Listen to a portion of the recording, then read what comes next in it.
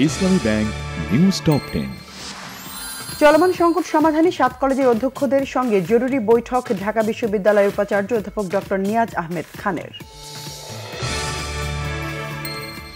7 কলেজের জন্য স্বতন্ত্র বিশ্ববিদ্যালয়ের রূপরেখা ঘোষণা সহ 6 দফা দাবিতে 4 ঘণ্টার আলটিমেটাম সংশ্লিষ্ট প্রতিষ্ঠানের শিক্ষার্থীদের।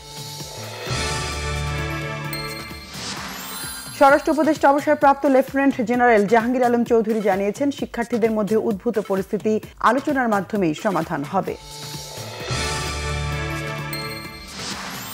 রাজধানীর যাত্রাবাড়ী থানার হত্যা মামলায় সাবেক প্রধানমন্ত্রী শেখ হাসিনার বেসরকারি শিল্প ও বিনিয়োগ বিষয়ক উপদেষ্টা সালমান এফ রহমানের 3 দিনের রিমান্ড মঞ্জুর। সিন্ডিকেটের হাত থেকে মালয়েশিয়ার শ্রমবাজারকে উদ্ধার করতে প্রধান উপদেষ্টা সহ সংশ্লিষ্টদের হস্তক্ষেপ চেয়েছেন সম্মিলিত সমন্বয় ফ্রন্ট বাইরার নেতারা। ব্যবসায়ীকে মারধর ও হত্যা চেষ্টা মামলায় আত্মসমর্পণ করে জামিন পেলেন আলোচিত চিত্রনায়িকা পরিমণি। মানুষের ভালোবাসায় মামলায় জয়লাভের আশাবাদ।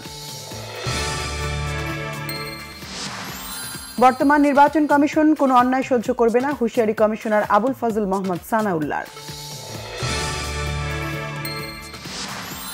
অবৈধ অভিবাসীবাহী যুক্তরাষ্ট্রের 2টি ফ্লাইট ফিরিয়ে দেওয়ার জেরে কলম্বিয়ার সাথে পাল্টাপাল্টি বাড়তি শুল্ক আরোপ প্রত্যাহার, এমন ফ্লাইটে বাধা দেবে না কলম্বিয়া। বলিউড অভিনেতা সাইফের বাসা থেকে নেওয়া নমুনার সাথে আসামি শরীফুলের আঙুলের ছাপ না মেলার তথ্যকে গুজব বলছে মুম্বাই পুলিশ। আসামিকে পুলিশি হেফাজতে রাখার মেয়াদ বৃদ্ধি। তেতে থাকা বার্সেলোনার আগুনে পুড়ল ভ্যালেন্সিয়া। দলটি জালে গোল উৎসব করে স্প্যানিশ লা লিগায় 4 ম্যাচ পর জয় ফিরল কাতালান জায়ান্ট ক্লাবটি।